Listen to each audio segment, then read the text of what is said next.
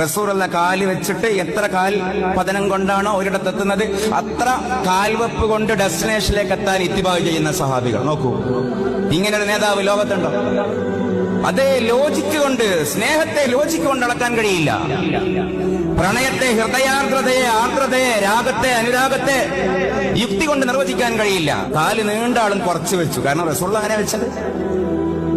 റസൂലുള്ള ഞാൻ നേരത്തെ പറഞ്ഞ ഹജ്ജിന് പോകുമ്പോ ഒരു മരം ഉണ്ടായതിന്റെ പേരിൽ തല താഴ്ത്തിയിട്ടുണ്ട് ഒട്ടകപ്പുറത്തിരിക്കുമ്പോ.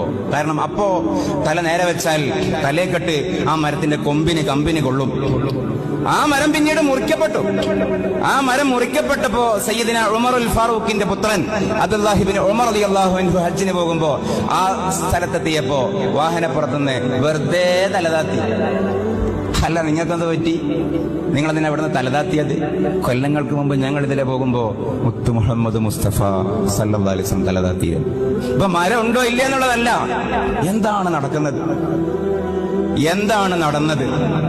നമ്മൾ വിചാരിക്കുന്ന, നമുക്കൊരു പ്രയോഗമുണ്ടല്ലോ, അതുക്കും മീതയാണ് ഫൗഖഹു വ ഫൗഖഹു വ ഫളൻ ഫൗഖഹു മുഹമ്മദ് റസൂലുള്ളാഹി സ്വല്ലല്ലാഹു അലൈഹി വസല്ലം.